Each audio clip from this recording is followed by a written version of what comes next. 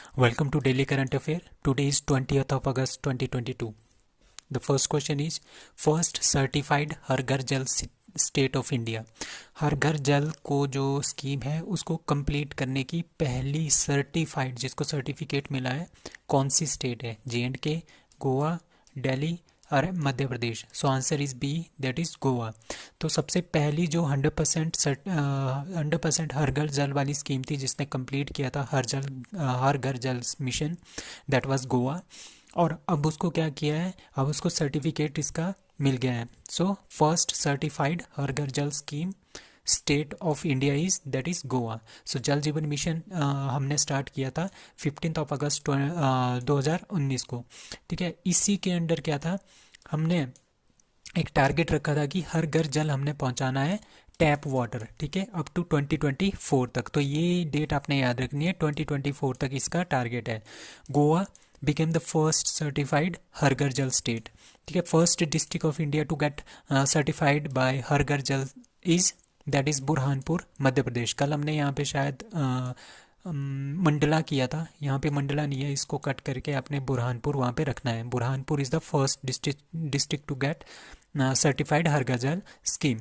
Now GST museum कहाँ पे है? That is known as Dharohar, that is in Panaji, Goa. So second question is the railway, Indian railway longest freight train है। Longest freight train मतलब कि मालगाड़ी, इसको बोलते हैं मालगाड़ी। तो ये एक मालगाड़ी होती है जिसके अंदर क्या होता है, बहुत सारा सामान हम ढोते हैं एक जगह से दूसरी जगह के लिए, तो उसको बोलते हैं मालगाड़ी।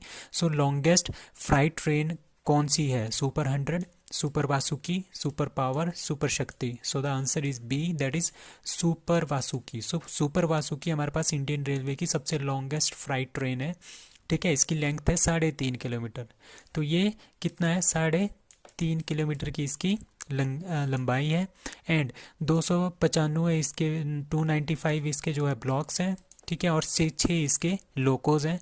इसका ट्रायल कब हुआ था? 15 अगस्त 2022 को। And it to 4 minutes. एक स्टेशन है उसको पास करने के लिए इसको 4 मिनट्स लग जाते हैं। ठीक है, इतनी लंबी है, बहुत बड़ी ट्रेन है, और ये 27,000 से ज़्यादा टन को भी उठा सकता है। एंड कहाँ से कहाँ तक चली थी ये भी आपने याद रखना है। ये छत्तीसगढ़ में चली थी, कोरबा टू राजनंदा गांव तक। ठीक है, कोरबा टू राजनंदा गांव तक छत्तीसगढ़ में। सो इंडियन रेलवे की सबसे longest freight train that is super Vasuki. Now Asia's biggest compressed biogas plant. ठीक है, CBG प्लांट, CBP एंड P plant, that is compressed biogas plant, is constructed in Sangrur Punjab, Mandla Madhya Pradesh, Bengaluru और Gujarat. So answer is A, that is Sangrur Punjab. तो संगरूर पंजाब में क्या बना रहे हैं हम? एशिया का सबसे बड़ा compressed बायोगैस प्लांट। ठीक है, तो संगरूर कहाँ पे आता है? That is in Punjab. Total capacity of the plant is, ये आपने ध्यान रखनी है, that is 33.23 tonne per day हम कंप्रेस्ड बायोगैस इसमें बनाएंगे। ठीक है, और ये जो बायोगैस बनेगी वो किसको सप्लाई करेंगे? That is IOCL, Indian oil corporation limited को हम ये सप्लाई कर देंगे। ठीक है, इसका एम क्या है? To reduce. तो हमारे पास क्या होता है, बहुत सारी पराली होती है और एक जो धान होता है, धान उगाने के बाद बहुत सारा कचरा बच जाता है, उसको क्या कर देते थे, पहले उसको बर्न कर देते थे, जिसकी वजह से क्या हो जाता था, पूरे हरियाणा दिल्ली और पंजाब के एरिया में क्या हो जाता था, बहुत ज़्यादा पोल्यूशन हो जाता था, जिसकी ठीक है, उसको रिमूव करने के लिए क्या किया है, जो ये पराली है, आपका धान की पैडिंग है, स्टबल है, इनको जलाना नहीं है, इनको कहाँ पे डालना है? आपने उस बायोगैस प्लांट में डालना है। उससे क्या हो जाएगी, आपकी गैस बन जाएगी। ठीक है, सो गैस होगी वो यूज़ करेगा IOCL, तो पोल्यूशन भी रिड्यूस होगा। Number 2, strength the rural economy. जो वहाँ के गांव वाले हैं उनको वहाँ पे जॉब्स वगैरह मिलेगी, तो उनकी इकॉनमी भी बढ़ जाएगी। ठीक है, नाउ कुछ और क्वेश्चंस है। फर्स्ट सर्टिफाइड हर घर जल district that is Burhanpur, Madhya Pradesh. Asia's biggest bio CNG plant, ये आपने ध्यान रखना है, बहुत एग्जामिनेशन में ये पूछ लिया गया है। Bio CNG plant that is Indore, Madhya Pradesh. First geo park that is इन लम्हेटा, मध्य प्रदेश।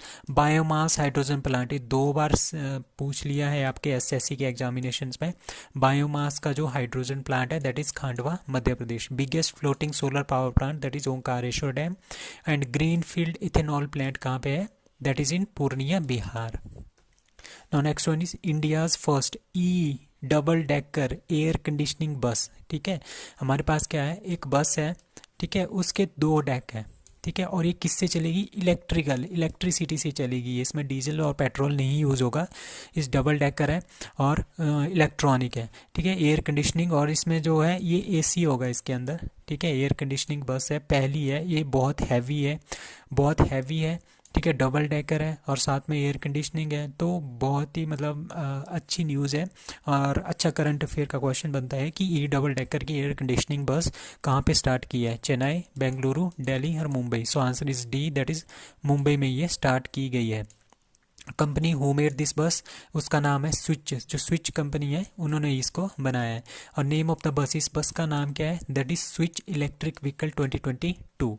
अब एक कल हमने पढ़ी थी एक स्कीम, दैट इज निदान। निदान इज ए पोर्टल, किसने किया है, हमारे पास नारकोटिक्स कंट्रोल बोर्ड ने हमारे पास ये निदान पोर्टल जो है स्टार्ट किया है। इसमें क्या होगा, जो भी जितने भी पर्सन है पूरे ऑल इंडिया में जो कि पकड़े गए हैं नारकोटिक्स ड्रग केसेस में, उनकी पूरा का पूरा एक डाटाबेस होगा, ठीक है, इस निदान पोर्टल के अंदर, ठीक है। तो जब भी हम किसी के बारे में इंफॉर्मेशन चाहिए, ठीक है, तो हम इस डाटाबेस में डायरेक्टली जा सकते हैं और ये बहुत ज़्यादा हेल्प करेगा।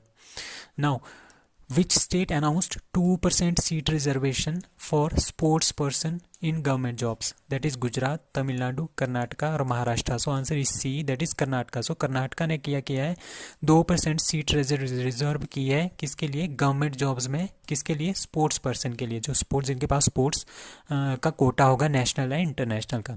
सो ऑल्सो अनाउंस्ड बास्केटबॉल, उन्होंने क्या किया है, बास्केटबॉल जो है अपनी स्टेट स्पोर्ट्स जो है डिक्लेयर कर दिया है, ठीक है। और एक और स्टेट है दैट इज़ राजस्थान, जिसका जो स्टेट स्पोर्ट्स है दैट इज़ ऑल्सो बास्केटबॉल। तो आपने याद रखना है, कर्नाटका ने अपना स्टेट का स्पोर्ट्स रखा है बास्केटबॉल, और राजस्थान का भी पहले से ही बास्केटबॉल है स्पोर्ट्स, स्टेट स्पोर्ट्स। और सीएम कौन है कर्नाटका के, दैट इज़ बिस्वराज बोमई। अब कुछ और क्वेश्चंस हैं, लाइक केसरी हिंद, कुछ दिन पहले ये न्यूज़ आई थी कि केसरी हिंद क्या है, एक बटरफ्लाई है जो कहाँ पे फाउंड हुई है, अरुणाचल प्रदेश में, और उन्होंने अरुणाचल प्रदेश ने इसको स्टेट बटरफ्लाई का दर्जा दिया है। और स्नो लेपर्ड, किसने अपना स्टेट एनिमल घोषित किया अभी अभी, दैट इज़ लद्दाख। और हिमाचल प्रदेश का तो पहले से ही आपका स्नो लेपर्ड स्टेट एनिमल है। इंडिया का जो हेरिटेज एनिमल है दैट इज़ एलिफेंट, ठीक है। 12 अगस्त को वर्ल्ड एलिफेंट डे मनाते हैं। एलिफेंट प्रोजेक्ट हमारे पास 1992 में स्टार्ट हुआ था। और ये क्वेश्चन काफ़ी इंपॉर्टेंट है, डॉल्फिन वाला। नेशनल एक्वाटिक एनिमल कौन है इंडिया का, दैट इज़ गैंगटिक डॉल्फिन, ठीक है। डॉल्फिन डे 5 अक्टूबर को मनाया जाता है। Now, Namaste scheme was launched by Ministry of Social Justice and Empowerment, Ministry of Housing and Urban Affairs, Ministry of Culture, और both A and B. So answer is A, that is इन दोनों ने, ठीक है। Ministry of social justice and empowerment, ठीक है, housing and urban affairs, इन दोनों ने क्या स्टार्ट किया है, नमस्ते स्कीम जो इन्होंने स्टार्ट की है। किस लिए की है, जो सैनिटेशन वर्कर है, सैनिटेशन मतलब कि जो सीवरेज होती है हमारे पास, उनको साफ करने वाले जो वर्कर्स हैं, उनके लिए ये स्कीम जो है स्टार्ट की गई है, क्योंकि वो बहुत ज़्यादा हमारे पास इकोसिस्टम को बना के रखते हैं, बहुत अच्छा उसको अच्छा करके रखते हैं, उसकी सफाई करते हैं, सैनिटेशन में बहुत हेल्प करते हैं, ठीक है। तो उनके लिए जो है ये सैनिटेशन वर्कर के लिए नमस्ते स्कीम जो है लॉन्च की है by social justice and empowerment, by ministry of housing and urban affairs, इन दोनों ने।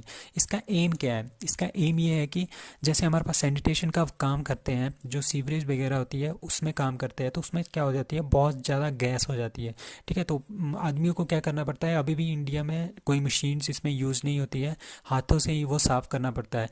तो जो लोग हैं वो क्या करते हैं, वो ऐसे ही इसके अंदर, ठीक है, ये सीवेज है, इसके अंदर यहाँ इसका ढक्कन होता है, ठीक है, इसके अंदर चले जाएंगे और इसके अंदर बहुत सारी गैसेस होती हैं, नाइट्रस ऑक्साइड और मीथेन वगैरह, बहुत गंदी गंदी में गैसेस होती हैं, जिसकी वजह से ये बंदे क्या हो जाते हैं, यहाँ पे मर भी जाते हैं, ठीक है। बहुत ज़्यादा डेथ जो है हमारे पास सैनिटेशन वर्क में हो जाती है। इन बंदों के पास क्या होता है, इनके पास जो है अपना रहने के लिए, खाने के लिए कुछ भी नहीं होता है, ठीक है। तो ये अपनी हेल्थ की परवाह भी नहीं करते हैं और इसमें घुस जाते हैं और मर जाते हैं। काफ़ी ज़्यादा लोग जो है इंडिया में इसी तरह से मर जाते हैं, ठीक है। तो जीरो फैटिलिटी मतलब कि वो ना मरे, ठीक है, टू अटेन जीरो फैटिलिटी, मतलब कि ये लोग मरने नहीं चाहिए, ठीक है, उसके लिए ये प्रोग्राम है नमस्ते प्रोग्राम, ठीक है। To ensure the sanitation work is being performed by skilled worker, कुछ क्या होते हैं जो उसके जो सीवरेज में है, कुछ ऐसे बंदे भी चले जाते हैं जिनको कुछ भी पता नहीं होता कैसे सफाई करनी है, कहाँ पे जाना है, कहाँ तक जाना है,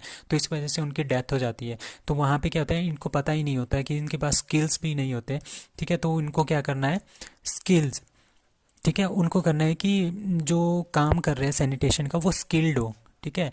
and that ensure that the workers does not come direct contact with the human facial matter के साथ, वो क्या है, डायरेक्ट कॉन्टैक्ट में ना आए। तो ये है हमारे पास इसका मेन एम नमस्ते स्कीम का, ठीक है। अंदर नमस्ते स्कीम के अंदर क्या है हमारे पास, सीवर और सेप्टिक टैंक्स, ठीक है।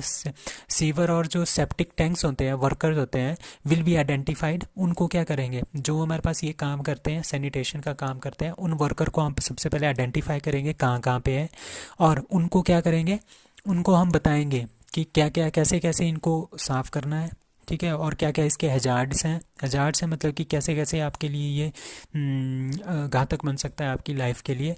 And their families to provide them required support, ठीक है, उनको और उनकी फैमिली को रिक्वायर्ड सपोर्ट प्रोवाइड करना, और उनमें स्किल डेवलप करना, उनको स्किलफुल बनाना, किस तरह से अपनी लाइफ को डेंजर में ना डाल के आप सफाई कर सकते हो। सो ये है हमारे पास टोटल नमस्ते स्कीम, तो बहुत ही अच्छी स्कीम है। तो now next question is the air quality and health in cities, ठीक है।